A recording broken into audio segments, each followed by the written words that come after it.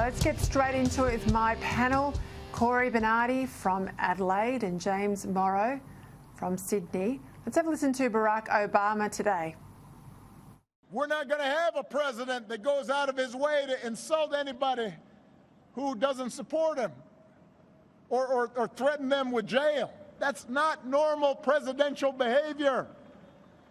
We wouldn't tolerate it from a high school principal.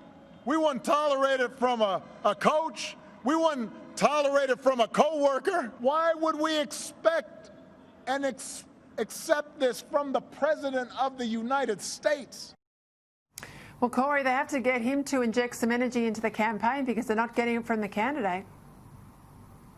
Oh, that's for sure. They've wheeled him out while Joe Biden is getting, you know, the elixir of life to get him through the debate and animate him for long enough. But, I mean, Barack Obama is one of the greatest phonies. His rhetoric there about we wouldn't tolerate it from a president comes from a president who put the IRS onto conservative organisations that were opposed to his rule, that corrupted and I use that term advisedly, the FBI, and turned it against its own citizens. He knew about Hilary Clinton's private server. He was communicating with her using an alias, and yet he denied any of this. And who can forget that his protege, his former chief of staff, Rahm Emanuel, went on to become the Chicago mayor, and of course lawlessness ran amok, and black lives didn't matter there because there were so many black deaths under his watch. This bloke is a phony, but that's how desperate the Democrats are.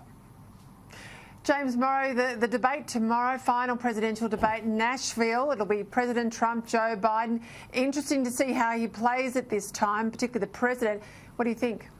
Well, look, I think that the rules are, once again, being stacked against the president as they have been through all of these things. But I think Trump needs to be very careful in how he coordinates his attacks on Joe Biden. We know Joe Biden is deeply implicated in these emails that were found on Hunter Biden's laptop. But we also know that if he starts to go after Hunter himself, Joe will play a sympathy card like we've never seen before. So he has to be very careful to focus those attacks on Joe Biden. What would you do?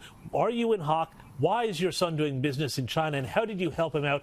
What is the quid pro quo for you in China? And keep Hunter and all of his very lurid, bizarre personal problems out of it. Cory, how does he play it? Well, I think the president has to be very, very direct. I mean, we know the debate is stacked against him. They're not going to touch on foreign policy. So he's going to be forced to raise these issues. Have you been involved in business with your son? Will you release the travel records you had with your son? And make it very, very direct, because it's clear to anyone that really wants to examine it that Joe Biden is severely compromised. And I don't just mean that cognitively. His history, his track record is compromised. And I suspect that's why Barack Obama didn't endorse him early in the primaries, and it hasn't come out and supported him widely until today in respect to the campaign. It's desperate measures and very high stakes. But I actually think the president, Donald Trump, is going to win this election quite easily in the end.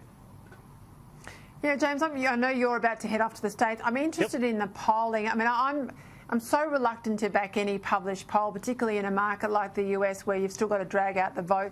It's not compulsory voting. But how do you see the polling? How do you judge I just don't think so, Peter. I just don't think that the nationwide polling means a heck of a lot. It's a country of 330 million people. It's huge. A lot of people have already voted already.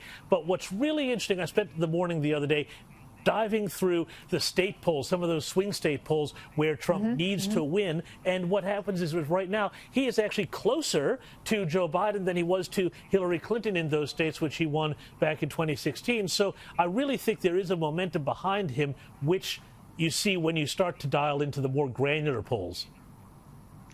Cory, I want to go to the UK because clearly they haven't been watching the circus that was the Australian winter, particularly Victoria, because they've had obviously last winter with COVID. They're facing another winter with COVID, and they're heading into lockdown, they say.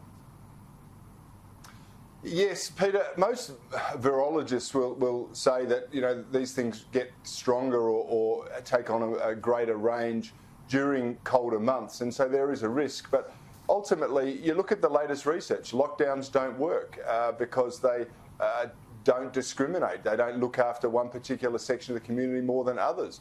The problems we've had all around the world have been related to the elderly and those with comorbidities.